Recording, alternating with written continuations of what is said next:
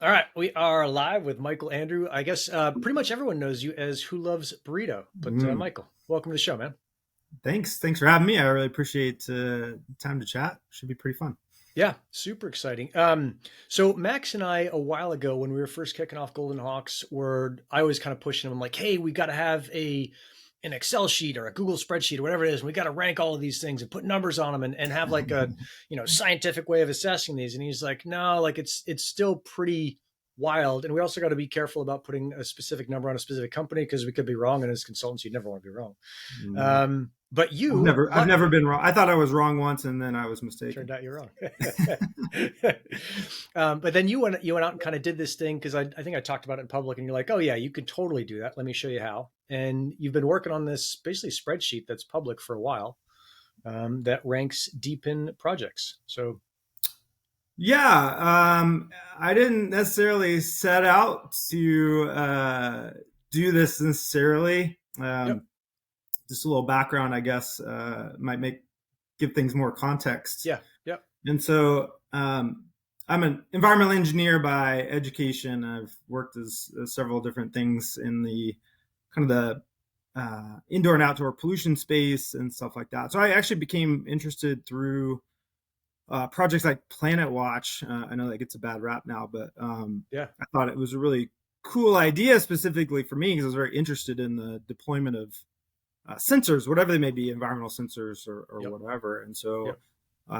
then I ended up working with helium. I know you've been around that a long time. That's kind of the godfather, if you will, of the deep in space and like mass deployment of sensors or antennas or networks. And so Yep. just really got like fiddling around with things and all that, and then ended up deciding, well, I knew about Flux and I wanted to decentralize something that I was doing.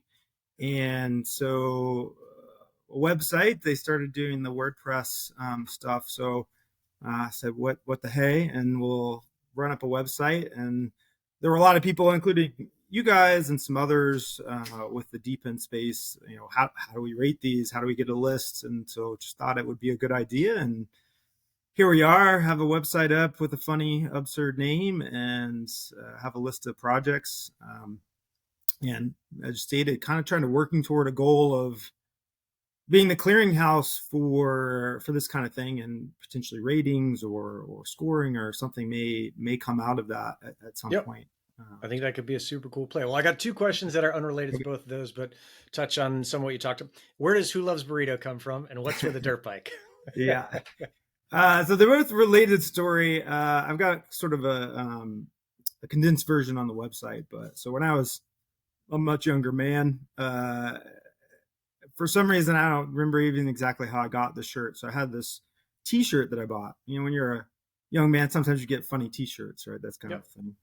So I found this T-shirt online. It was as in my logo. It had a motorbike on it and just Yep. said the words "Who loves burrito." It doesn't even make any sense. It doesn't say "Who loves burritos" or anything else. It was just It's just the most funny absurd shirt. Okay. shirt. So I bought it, of course, and I wore it a lot. And it's just kind of funny because everywhere I would wear it, it became a subject of conversation. Like, well, what does that shirt mean? I'm like, I don't freaking know I what don't it know. I means, just but like the shirt. it's Okay. funny to me, and it started this conversation. And so I was just looking for something unique, and some of the, as you know, the technical aspects are, I won't say boring, but not interesting to everybody, and Right. it's kind of sometimes fun to do something fun and get people talking about the site just because it has a bit of an absurd name and you can Yep. sell some funny t-shirts. I was actually at a birthday party pretty recently, and my buddy's like, well, where's the Who Loves Burrito shirt? I'm like, I lost that original shirt like years ago, but I have recreated the shirts So it's coming. All right. so you can buy them on my website, but it's Okay. just for fun. Yeah. Dig it. Dig it. All right. Well, let's dive into kind of how you're thinking about assessing projects then. So we've got a couple classic projects. We got helium. Yeah. So far has been pretty darn good. We got pollen, which obviously are fairly obviously rugged, and then we got a bunch of the different projects in between. RevoFi has kind of famously disappeared, and then Mm. there's plenty of projects that seem to be doing really well. Is how are you? How did you kind of sort this thing out and go through it? Yeah, I mean, Max was right when he said it's probably a little early to do it, and there's lots of potential pitfalls of trying to like score or rate something, because one thing is we're not necessarily all talking about the same thing all the time. And so getting a language that's common, like categorizing things and classifying things, is probably the first step. And so kind of what I've been working on with some other people as well, to try to create a taxonomy, if you will, or a classification system. So we're all talking about the same thing, because you have, governance, you have tokenomics, you have all these other portions that make up a project. And then once we have that, and then like, what's it mean to have this level type of governance? Is it everything voted on? Is it something else? Then we'll be able to, decide, hopefully through some kind of consensus, what is the good choice, right? What results in a good project, like docs team members or not docs team members. I mean, you could go either way. I'm sure you could get someone to argue it's better not to have them out there. Sure. I don't know. So yeah, it's definitely a process. It's a giant spreadsheet. Yeah, it's tough, and it's also there's a phrase about people all having opinions, right? They have something else. But they all no one's ever going to 100% agree with whatever you come with. But we're trying to get a consensus. So you have to decide what the categorization is and taxonomy, and what the things are that apply to that, and then we need to get consensus on what's good and bad, or what results in a successful project. And that also obviously depends on what you define success as, right? You could say Helium is successful in that it created a pretty extensive network that works pretty well, but there's all kinds of people disappointed that they're not going to get rich anymore, or that they never got rich by participating in it. I'm sure you get this question all the time. It's like, well, is this project going to make me a lot of money? And the answer almost always from me is no, it's not. Like, if you want to make money in the space, you probably need to create a ginormous network, make this your career, and like do a lot of work. Like, it's not going to be easy, and you're not going to get rich because you put an antenna on your roof. So what is success, right? Yeah. How are you going through and doing it? I think the success part is part of it. And I guess that gets defined a bunch of different ways. Luckily, as a creator of the spreadsheet, you get to define it the way kind of you want to start. What are the other categories, or how are you kind of walking through? And are there any kind of total red flag categories? Yeah, I think I just put up an article on my website about identifying a scam. And that was, a lot of that came from your guys' tweets, and some people offered up some examples as well. So, I don't know that we can ever necessarily predict a scam necessarily. It's always flags, and you have to make that assessment yourself. But just like with anything, we're gonna try to create some objective criteria. Like, they either have a docs team or they don't, right? That's a yes. That's kind of binary. There may be some levels in between there. Then what you have to do is determine its importance to people. So it's basically called indexing, in which you basically ask a lot of people who are professionals in that area what they think. Like, how important is this thing versus something else? And you'll have a list of things in the importance of a successful project. And everyone will have different opinions, but you're trying to get consensus. So you look at everyone's opinions together, kind of aggregate that information, and you say, okay, this one is important in comparison to the others, and this one's not so important, and this and that. And then you have to go to a stage of, well, like, how important? And then what is important in terms of your success, right? Does it mean it's going to be a long-term project? It's going to make you a lot of money, like all these different things. And so it's an iterative process of indexing people's opinions and what objective data we have. The bad news is, in most of these scoring systems, it's all kind of arbitrary at first and based on professional judgment, right? So we all have opinions, and sometimes you're right, sometimes you're wrong. Eventually, hopefully, then in any model that you build, you have some history. So let's say we'll use pollen as an example, and they erect everybody in whatever they did. Could we have predicted this through our model? And so we would go backwards and say, well, what thing? How is pollen rated in here, and did it result in identifying as a poor project. And Did we maybe it get a wouldn't. correct prediction? Yeah. Yeah. Okay. So you always have to test the model, right? That's the point of training the model. So at first it'll be sort of just arbitrary opinions going into it, but over time you kind of mold it to maybe something that is a little more predictive. Yeah. Can you walk me through a project that you're looking at now and maybe how you kind of go through and look at that, a specific project? Yeah. So we're still working all that classification. But I'll talk about kind of what I do now. Yep. Which is one thing we do or try to do with the website is crowdsource some opinions of others, right? So we have a rating system. Most of it's very simple. It's like a 5-star system on like 5 things, like how easy was it to deploy? Sure. Do you have to do a lot of maintenance, whatever? Because in the research we've done so far, that's really what's important to people, because they're talking about people who are like deploying sensors or whatever. And all they really care about is, well, how hard is it going to be to me to put somewhere? How hard is it going to be to maintain it? And what's it going to cost me? And how much am I going to get back? Right. ROI, essentially. So we have that system that's already on the site where you can look on a project. And if there's been any reviews, there's aggregation of the numbers. And then we have the ROI list, which is basically just a calculation of based on how many tokens you can earn on a daily basis, what they're worth at the moment, right? We pull in the prices. And changes all the time. Yeah, and present, you can see the people moving, a project to move up to the top and then kind of move down. And there's projects on there that some people would say have no real utility, and it's just like a money grab. And that may be true. But right now, if you bought that sensor or miner or whatever, you could potentially make some money at it and get your money back and make some more on there. So that's there for people to look at as well. Then we're doing, or me, I guess I should say, if I'm involved in a project, which if you look at my list, it's relatively long because I just kind of dabble in each one, try to do some reviews, of those based on my personal experience. Like, did I have to climb on my roof and, risk death to get this antenna up on there? Or, did I just plug it in and I walked away and now there's tokens come into my account? And yep. I think those are important too. I mean, they're opinions, and they may not focus on the success of a project, like, right. But it tells people what I know about the project from that perspective, and that's all it's meant to do, right? So they get that experience too and say, oh, this project looks good for me because it looks pretty easy to do, and I can put it up, and the ROI is pretty good for me, so I could do it.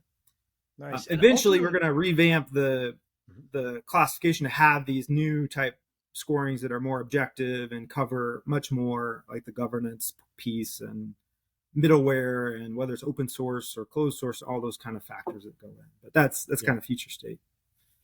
Now, I mean, the ultimate goal with all these prediction things is to be right enough of the time that you are somehow successful. It's pretty darn hard to do that with the stock market, which has had tons of competitive pressure there already. So that I think, and maybe correct me if I'm wrong, kind of the best we can hope for here is that we really raise the bar enough so that the worst scams don't get through and defraud people. Do you think of it as in a different way, or do you think that's kind of the reasonable goal for yourself as well? Or is this more just like, it's a hobby, I'm just fucking around with it? Well, I like being correct like everyone else. And so, it is kind of a hobby for me to run the site and provide this information, but I enjoy it, and I enjoy the research and like working with others in the space to try to provide something useful to people.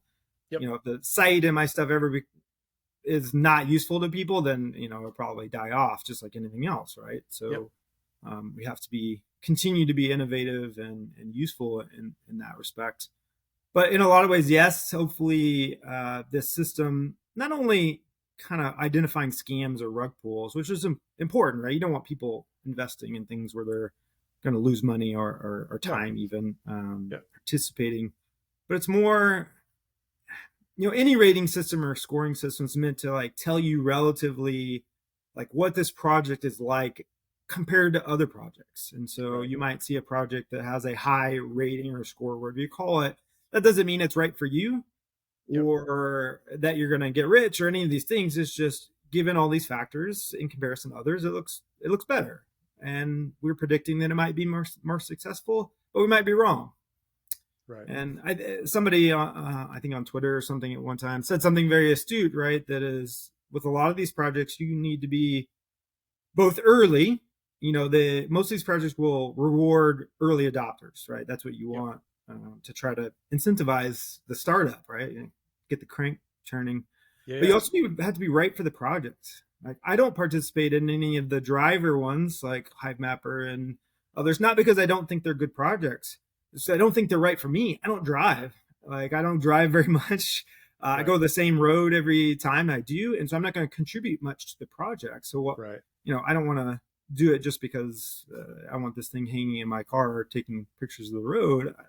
I want to be important to the success of the project, and sometimes I'm not. So I just won't participate in those. But yeah, love it. That's good. I mean, that's ultimately what we want to see is folks doing kind of high value activities, and also like you're doing is withdrawing from activities that they aren't able to contribute value to. So yeah, it's all information, right? Things to make decisions. Like, every day you make risk-based decisions on what you're going to do and what you're not going to do. And the more information you have, hopefully you make better risk decisions, right? You make. I'll wrap it up. Is there a project you're looking at that is either clearly really good or clearly really bad? Hi, you're trying to throw me under the bus here by calling out a specific project. Well, just say let's stick with a really good one. I'll tell you. I'll be more general about it because, again, I'm trying to, for the most part, on Who Loves Burrito, to be neutral. Even in my reviews are about my opinions, but it's not meant to be good or bad on a project. But I do like the projects that have really clear addressable markets. I don't think that's unusual. Those projects working on the GNSS space. I was just talking to someone today about that because it has like concrete use, and so having those decentralized and deploying sensors makes a lot of sense. Same with some of these projects that are in the energy space, like 𝐒𝐮𝐻 and React and some of the others that are. I think that's a real addressable market.